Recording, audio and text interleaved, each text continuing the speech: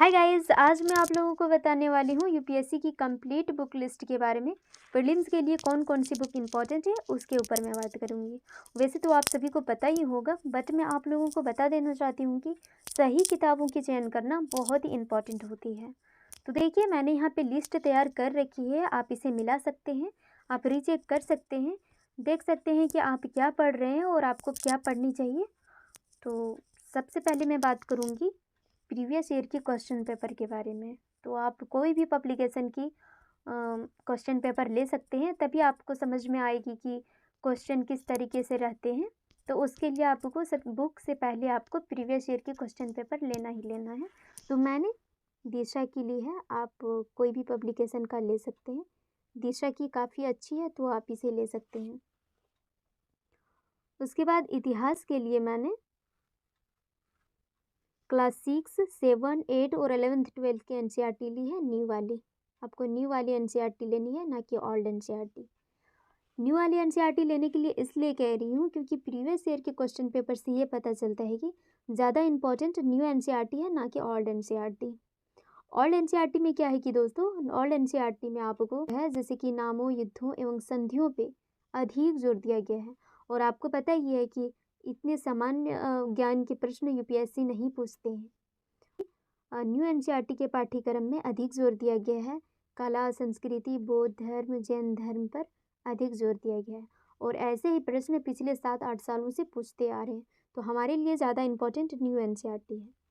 Old NCERT अगर आपको लगता है कि पढ़नी ही चाहिए, तो उसके लिए आपको ओल्ड एनसीईआरटी उतनी सारी पढ़ने की कोई ज़रूरत नहीं है। एक आर.एस. शर्मा की बुक आती है, ये काफ़ी अच्छी है, तो आप इसे ले सकते हैं, आप इसे पढ़ सकते हैं, काफ़ी अच्छी है। और उसके बाद प्राचीन भारत के लिए मैंने राम शरण शर्मा की बुक ली है, ये काफ़ी अच्छी है, तो आप इसे ले सकते हैं। और मध्यकालीन के लिए सतीश चंद्र की मैंने ली है, ये भी काफ़ी अच्छी बुक है। आधुनिक भारत के लिए एक्सपेक्ट्रम मैंने ली है। अगर आपके पास एक्सपेक्ट्रम नहीं है, राजीव अय्यर का बुक है, तो आप वो भी पढ़ सकते हैं, ये भी काफ़ी अच्छी बुक है। और विपिन चंद्रा भी बहुत ही बढ़िया बुक है, बट मैंने यहाँ प्रीलिम्स पे ज़्यादा फोकस करी हूँ, इसलिए नहीं बताई हूँ। तो आप विपिन चंद्रा का भी ले सकते हैं। कला एवं संस्कृति के लिए आपको नीतीश सिंघानिया की बुक लेनी है, यही सबसे बेस्ट बुक है। और भूगोल के लिए आपको एनसीईआरटी 6 to 12 आपको पढ़ना ही पढ़ना है, अनिवार्य है आपको पढ़ना। वैसे तो ज़्यादा इम्पोर्टेंट क्लास 7 और क्लास 10th, क्लास 11th और क्लास 12th है, बट आपको समझने के लिए पढ़ना ही पढ़ना है 6 to 12, तभी आपको अच्छी तरीके से समझ आएगी। उसके बाद आपका आता है भारत एवं विश्व भूगोल। भारत एवं विश्व भूगोल के लिए आप महेश कुमार वर्णवाल का बुक ले सकते हैं, मैंने ये ले रखी है, तो ये काफ़ी अच्छी है, तो आप इसे ज़रूर लें। और भारत का भूगोल के लिए आप एस.के. ओझा का ही बुक लें, ये काफ़ी सरल शब्दों में है, तो आप इसे आसानी से समझ सकते हैं। वैसे तो मैंने माजिद हुसैन की बुक ली है, बट मुझे पढ़ने में काफ़ी प्रॉब्लम होती है, शब्द को समझने में भी प्रॉब्लम होती है, तो आप वो ना लें। उससे अच्छा आपके लिए रहेगा कि एस.के. ओझा का भी बुक लें। और ये थोड़ी पतली भी रहती है, और माजिद हुसैन का थोड़ी ज़्यादा मोटी भी होती है, और समझने में भी काफ़ी दिक्कतें आ सकती हैं। एटलस के लिए मैंने ओरिएंट पब्लिकेशन की ली है, ये काफ़ी अच्छी है, तो आप इसे ले सकते हैं। राज्य व्यवस्था के लिए एनसीईआरटी 9 to 12 मैंने ली है, आप इसे ले सकते हैं। और स्टैंडर्ड बुक की बात करें तो भारत की राज्य व्यवस्था एम लक्ष्मीकांत बहुत ही इम्पोर्टेंट बुक है। एम लक्ष्मीकांत जब तक आप नहीं पढ़ोगे तब तक आपकी कॉन्फिडेंस नहीं बढ़ सकती है। वैसे तो हिंदी मीडियम वाले के लिए एम लक्ष्मीकांत गीता कहा गया है, और इंग्लिश मीडियम वाले के लिए बाइबल कहा गया है। तो आपको गीता बाइबल की तरह याद भी रखनी है, पूरी टॉपिक बाय टॉपिक, एक भी इसमें छूटनी नहीं चाहिए। तो वैसे तो इसमें 700-800 पेजेस के रहते हैं, तो आप इसे आसानी से एक मंथ में कवर कर लेंगे। अर्थव्यवस्था के लिए आपको देखिए, अर्थव्यवस्था के लिए आपको एनसीईआरटी 11th 12th पढ़नी है, मस्ट है आपको 11th 12th, ज़्यादा पढ़ने की कोई ज़रूरत नहीं है। बट ट्वेल्थ में 2 एनसीईआरटी होती है, एक मैक्रो और एक माइक्रो।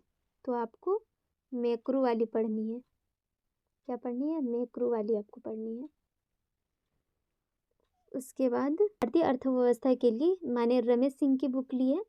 तो ये भी बहुत ही बढ़िया बुक है, बट अगर आपको समझने में दिक्कत होती है, शब्द वगैरह हिंदी ज़्यादा शुद्धता है इसमें, तो आपको अगर समझने में अगर प्रॉब्लम होती है तो आप संजीव वर्मा का भी ले सकते हैं। वो सरल शब्दों में है तो आप उसे आसानी से समझ सकते हैं। मैंने एक्चुअली ली है ये और मैं यही पढ़ी हूँ, तो इसलिए मैंने ये लिख दी हूँ। मुझे यही अच्छा लगता है। आर्थिक समीक्षा और बजट के लिए आपको कोई बुक लेने की कोई ज़रूरत नहीं है। वैसे तो इसमें उतनी सारी पढ़ नहीं पाओगे, तो इसके लिए अगर मार्केट में शॉर्ट नोट्स मिल जाता है तो ज़्यादा बेटर रहेगा। और वैसे न्यूज़पेपर से आप खुद से नोट्स बनाएं इसका, और इंडियन ईयर बुक से भी आपका कवर हो जाएगा। तो इसके लिए इतना ही। और अतिक्रांत के लिए आप पीडी ले सकते हैं। उसके बाद आता है पारिस्थितिकी एवं पर्यावरण। इसके लिए आईएएस के लिए उतना इम्पोर्टेंट नहीं है, बट आईएफएस और आईएएस का एक साथ में एग्ज़ाम होता है, जिसके लिए क्या है कि आपको पढ़ना ही पढ़ना है, क्योंकि उससे आगे आपको जाना है तो पढ़ना ही पड़ेगा। तो एनसीईआरटी आपको जीव विज्ञान पढ़नी है इसमें, और दृष्टि आईएएस का भी आप ले सकते हैं, बट एक शंकर आईएएस की काफ़ी अच्छी बुक है तो आप उसे ले सकते हैं। वो इंग्लिश मीडियम वाले के लिए, बट आप उसे आसानी से पढ़ सकते हैं और आप हिंदी में कर सकते हैं एनालिसिस। तो आप शंकर आईएएस का ज़रूर लें।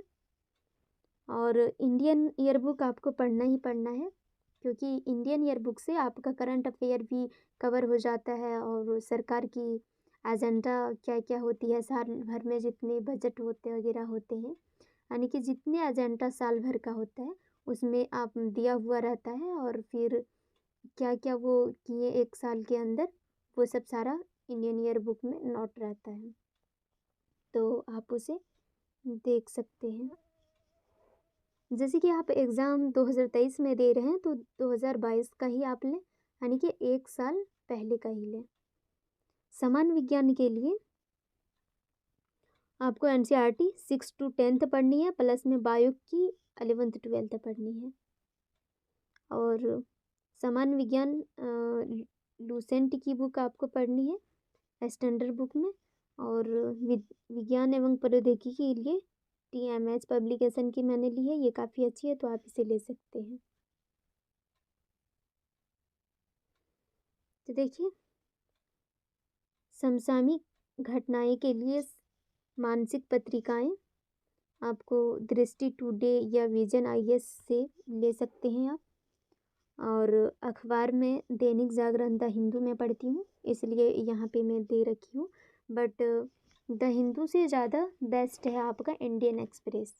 द हिंदू क्या है कि दोस्तों, द हिंदू यूपीएससी आदर्श समाचार पत्र माना जाता था, लेकिन हाल में इंडियन एक्सप्रेस से प्रीलिम्स और मेंस के लिए ज़्यादातर प्रश्नों का उत्तर दिया जा सकता है, ऐसे अनुमान लगाया गया है। तो आप इंडियन एक्सप्रेस पढ़ें, चाहे आप कोई भी न्यूज़पेपर क्यों नहीं पढ़ते हो, फिर भी आपको इंडियन एक्सप्रेस पढ़ना ही पढ़ना है।